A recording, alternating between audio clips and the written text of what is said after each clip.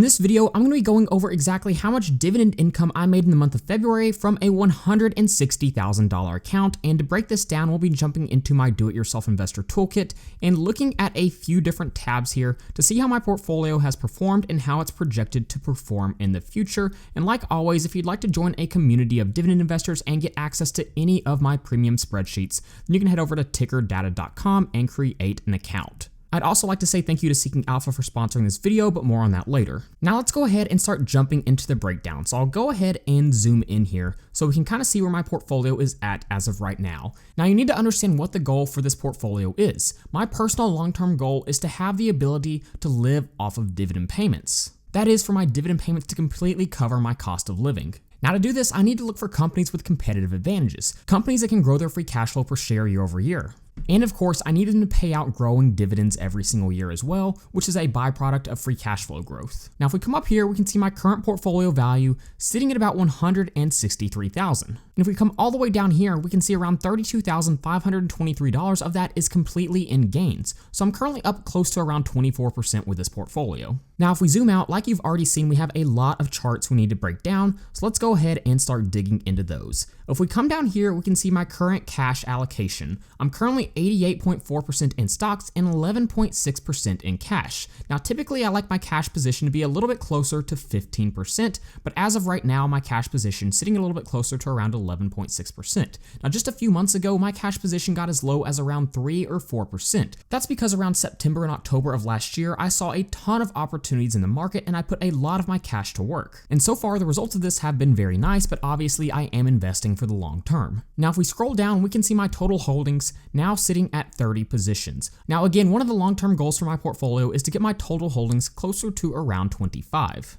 Now, I did recently sell out of 3 positions, and this month I added capital to 3 other positions, and I'm going to touch on that in just a moment, but let's go ahead and keep looking at these charts. If I zoom in a little bit more over here, we can see my cost versus market value chart. This is basically a way to see how much I've invested into the company versus how much it's worth right now. So for example, we can see SCHD, a big position over here. I've invested around $71,000, but that position is worth close to $81,000. Same for Microsoft. So just a cool little chart to see how your investments have performed. And then of course, we have a growth chart. This is simply a way to see how your investments have grown over time. Now, my 2 most recent new additions to the portfolio were Waste Management and Louis Vuitton. And over a short period of time, both of these investments have performed extraordinarily well. Both of them are up close to around 30%, with Louis Vuitton up around 29% and Waste Management up a little over 32%. And again, while it's very fun to see short-term gains from these positions, I'm investing into these companies for the long term. I believe that long term, these holdings will help me achieve my long-term goal of one day living off dividend income. These are companies that I believe will grow their free cash flow per share over time, and as a result will be able to grow their dividend payments over time. Now, if we look at some of the companies I've been holding in my portfolio for a longer period of time, we can also see some really nice gains. For example, my best gainer,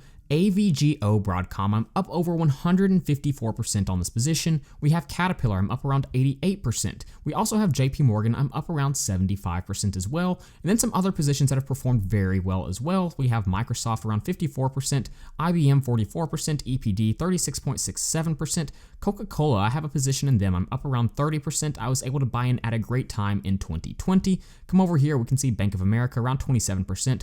Domino's Pizza, a company that recently hiked its dividend payments by 25%. I'm up over 35.83% on. We can also see companies like Starbucks, 22%, Lowe's, around 35%. And one of my favorite dividend growth companies, Visa, I'm up around 42.56%. Now, of course, complete transparency, I have a couple of positions I'm currently down on as well. Realty Income, I'm down around 5.8%, and 3M, I'm currently down around 26.53%. Now, if we go ahead and start breaking down my portfolio by allocation, we'll see some interesting insights. First off, SCHD, if you haven't noticed already, is by far the biggest position in my portfolio. I can have complete confidence in this well-diversified fund that they'll be able to grow their dividend payments over time, and they also have a nice starting dividend yield. So this fund falls right into my long-term goal with my portfolios. Now, we can see the second largest position in my portfolio by a large amount is Microsoft. I have around 8% of my portfolio currently allocated to Microsoft. And like I already pointed out, I'm up quite a bit on this position, around 54.25%. But other than that, the portfolio is fairly well diversified among my other holdings. Now, if we scroll down, we can see my allocation by industry. ETFs currently make up around 50.4%. In the future, I'm hoping to break out this ETF into their actual allocation, but I'm going to leave it like this for now. But we can also see technology at around 16%, real estate around 6.5%, we have financial services at 7.3%, consumer cyclical at around 8.1%, and consumer defensive around 4.9%, with some other smaller positions as well. Now on my investment dashboard, we can also see I have my future portfolio outlook, but we're actually going to come back and look at this just a little bit later in the video. But now I want to jump over to what everyone wants to see, and that's my dividend dashboard to see how much dividend income I made in the month of February. So if we go ahead and zoom in and scroll down, we can see exactly how much dividend income I made. And this was the lowest month of dividend income I've had in quite some time. In February, I made $151.91 in dividend income. Now, what's the reason for this slight decrease compared to where I've been historically? Now, obviously, I am trending in the right direction, but if you'll remember, just a month ago, I sold out of 3 high-yielding dividend stocks that I don't believe in long-term. And those positions that I sold out of were Verizon Communications. You can see they had a high starting yield of over 6%. I sold out of Omega Healthcare Investors, yield of around 8.58%. And I also sold out of my worst investment of all time, Medical Properties Trust, which has a massive starting dividend yield. All 3 of these holdings don't fall into my long-term goal of being able to live off dividends. Yes, they do pay out big dividend payments, but I think they'll struggle to grow their dividend payments over time, meaning it's not a good fit for my personal portfolio. Now, while we're on the topic of our recent moves, the 3 moves that I made in my personal portfolio this month is 1, I added some capital to Vici Properties. I feel like this company is trading at a good value, and I also added capital to Realty Income Corporation. Now, I didn't add much capital to Realty Income, but again, it felt like they were trading at a good value. Now, one of the things you'll notice about both of these stocks is they're both real estate investment trusts. I think right now in our high interest rate environment, real estate is where the best opportunities are. While these companies do have higher starting dividend yields, for example, Vici Properties around 5.65%, they've done a good job over time of growing those dividend payments. So if we look at Vici, we can see 5 years ago, they're paying out around 29 cents per share, but if we look where they are now, it's now sitting at 42 cents per share every single quarter. So again, despite the high dividend payments, it looks like they've done a good job of growing those dividend payments, and I think that will be sustainable moving forward. Now, the other position I added capital to was I simply dollar cost averaged into SCHD, one of the biggest positions in my personal portfolio, so nothing crazy there. But if we start to break this down a little bit more, I'll zoom in, we can see my expected yearly dividend income now sitting at $5,121. All time, I've made over $5,600 in dividend income, and my average monthly dividends is now sitting at $426.78. That is absolutely crazy. When I first started, I was investing only about $50 a month. So with an average monthly dividend of around $426 every single month, that's $426 that can get reinvested right back into my personal portfolio every single month, regardless of whether or not I invest any new capital into these positions. And so when you're reinvesting the dividends that come into your portfolio and also investing into dividend growth stocks, that's when the dividend snowball can really start to take off. Now we can also see my portfolio dividend yield on cost now sitting at about 3.73%. It's starting to grow higher and higher, and that's because the holdings in my personal portfolio are growing their dividend payments over time. And like I mentioned earlier, Domino's Pizza, a stock that I hold in my portfolio just this past week, announced a 25% dividend hike. With inflation currently sitting around 4 or 5%, that dividend hike way outpaces the rate of inflation, increasing the purchasing power of the dividend payments that I receive. Now if we come down here, we can see another allocation chart, one that I think is extremely important. It's my dividend income by industry. And if you remember, on my investment dashboard, we already saw how my investments are broken down by industry, but I also want to know how much dividend income I'm getting from each industry. And ETFs currently makes up around 56% of the dividend payments that I receive, even though it's around 50% of my portfolio allocation. And while real estate is around 6% of my portfolio, it makes up around 12% of the dividend payments that I receive. So again, it's important to track this because you don't want all of your dividend payments to be coming from one source. And so while technology is around 16% of my portfolio, it makes up around 7.5% of the dividend payments I receive. So again, this is definitely something you should be tracking if you are a dividend investor. Now next, I want to look at my dividend yield on cost chart. So I'll go ahead and blow this up. Now, one of the things you'll notice is, again, I focus on quality dividend growth stocks for the most part. But for example, let's look at AVGO. We can see my dividend yield on cost for AVGO is sitting at 4.04%. But if we jump over to Seeking Alpha, we can see the starting yield for this company as of right now is sitting at 1.62%. So why is my dividend yield on cost so high for this company? And it comes down to a couple of different reasons. First off, I started buying in at a great price when the company had a higher starting dividend yield, but this company also rapidly increases the amount they pay out in dividends, increasing my dividend yield on cost. So even though that they have a low starting dividend yield as of right now, if you invest in them, your dividend yield on cost will increase over time due to the fact they are increasing their dividend payouts. Now, the second to last chart I want to look at here is going to be my projected annual dividend income. And I'll blow this up just a little bit, and you can see for the most part, every single month this is increasing because I'm investing new capital and the holdings in my portfolio are increasing their dividend payments. Now, last month from December to January, you can see there was a slight decrease. Again, that goes back to the fact I sold out of 3 higher yielding investments. But this month, I'm back on track with my highest projected annual dividend income ever at $5,121. Think about that for a moment. That's $5,121 that if I did nothing would be coming straight into my portfolio that I could either use to buy things or reinvest straight back into my portfolio. For example, let's say my cost of living is about $4,000 a month. That means my dividend portfolio could pay all of my expenses for over an entire month every single year. So that's pretty crazy to think about. Now, if we close down this chart and scroll out just a little bit so we can look at our very last chart, it's basically showing us my dividend income by each individual stock. And it's pretty clear SCHD provides the most dividend income at around $2,764, but we also have a company, Altria Group, providing around $333, Realty Income around $311, Vici Properties close to around $300, and for the most part, other than that, it is fairly well diversified. Now, the next thing I want to look at is my dividend calendar, but first, I want to tell you about our sponsor, Seeking Alpha. Seeking Alpha is my favorite stock research platform. It provides me with all the tools that I need to make more informed decisions. So for example, we can see our charts over different periods of time and some pretty quick and important information right here, but we can also dig down into the details. For example, we can look at all the financial statements, the income statement, balance sheet, the statement of cash flows.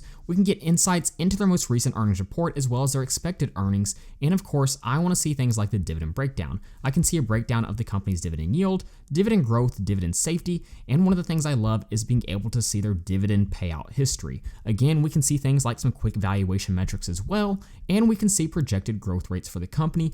And one of my favorite features is we can easily compare them to their peers, whether we're charting out different metrics over time or we want to compare other factors such as how they've traded, their total returns, and their dividend payments, as well as a bunch of other different features as well. What's also really cool is you can get insights from analysts as well. And if we scroll down right here, you can actually see I recently wrote an article breaking down Vici Properties and why I think it's trading at a good value. So again, you can get insights into analysts as well. So if you'd like to get access to Seeking Alpha for a huge discount, you can check it out at my link in the description. Okay, so now the next thing we're going to look at is my dividend calendar. And using a dividend calendar to track your dividend payments over time is extremely important. It allows you to see how much you've made in dividend income each month, how much each position has paid you in dividend income over time, and most importantly, you can see how your dividend payments have grown over time, and this is most evident by looking at my realty income position right here.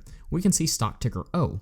Because I reinvest dividends, add more capital, and this company increases their dividend payments over time, you can see how each month this company is paying me more and more in dividends. So back in January of 22, they paid me $5.83. Those dividend payments have been growing ever since. And if we scroll all the way over to this most recent month, you can see Realty Income paid me $25.41. So again, that is the snowball effect in place right there. Now, if we come up here, we can see EPD paid me $18.40 in February. If we scroll down, $6.46 from Starbucks, $26.83 from Lowe's, $7.48 from Jeppy, $42.30 from Texas Instruments, $5.33 from Caterpillar, and if we scroll down, we can see 2 more payments, $17.28 from Jefferies Financials and $2.42 from Apple. So again, you definitely want to be using a dividend calendar to track your dividend payments over time. Now, the next thing we'll look at is my daily dividend calendar. And this is what it looked like for 2023 and 2022. We can see in 2022, I made $1,310 in dividends. In 2023, it spiked all the way up to almost $3,500. And if we scroll up, we can see as of 2024, I'm already up to $358.87. And what's really exciting is next month is projected to be my highest month of dividend income ever. If we jump back over to my dividend dashboard again, we can see how these dividend payments are trending up. And I'm actually expecting next month to be over $1,000 for the very first time in my portfolio's history. So that's very exciting. But again, 2024 daily dividend calendar, I can basically see how much I was paid on dividends each day of the year. So it looks like on the 6th and 7th of this past month were pretty decent dividend days. On the 13th, I got paid over $42, and on the 15th, close to $28. And then I had a few decent days at the end of the month as well. So that's pretty much my dividend breakdown for this month for this portfolio. Now, the last thing that I would like to do is project what my portfolio will look like in the future. This is one of my favorite things to do, and it keeps me very motivated to continue investing over time. So if we go ahead and zoom in, you can see the assumptions I'm making. I have a starting portfolio size of around $160,000. The goal for this portfolio is to contribute on average $2,500 every single month. Maybe some months are a little bit higher and some months a little bit lower, but I want that to be the average. I'm assuming a price growth rate of 7%, dividend growth rate of 7%, and a starting dividend yield of 3.5%. And I'm using that to project what my portfolio will look like 30 years in the future. Now, if we look at my cost of living tab and zoom out just a little bit, I'm assuming my current cost of living is $4,000 a month, with inflation on average going to be around 2%. Now, the thing about inflation is it compounds over time like any other investment. So 30 years from now, assuming my cost of living was $4,000 now with inflation at 2%, my cost of living would jump all the way up to $7,245. So I need to get my average monthly dividend payments above this black line and stay above this black line. And if we jump over to my live off dividends analysis, we can see right here, it looks like that is the point at which that happens. So let's go ahead and zoom in and see how far away I am from being able to live off dividends. And we want my monthly dividend payments to be higher than my monthly cost of living. So let's go ahead and scroll down and see at what point that happens. And it looks like right here, in around 15 years, I should be able to live off dividend payments because that's when my monthly dividend payments surpasses my monthly cost of living. And here's what's really cool about this. At this point, even if I stop reinvesting dividends, I could still live off dividend payments forever because my dividend growth rate is higher than the rate of inflation. That's something that's very important to understand. And so if we jump all the way back over to my investment dashboard, we can get a quick glimpse of exactly what this looks like. 5 years from now, if I reinvest dividends, I could be making over $16,000 a year with a portfolio value of around $466,000. 15 years from now, I could be making over $63,000 a year in dividends with a portfolio value of $1.8 million. And 30 years from now, this is where things get really crazy.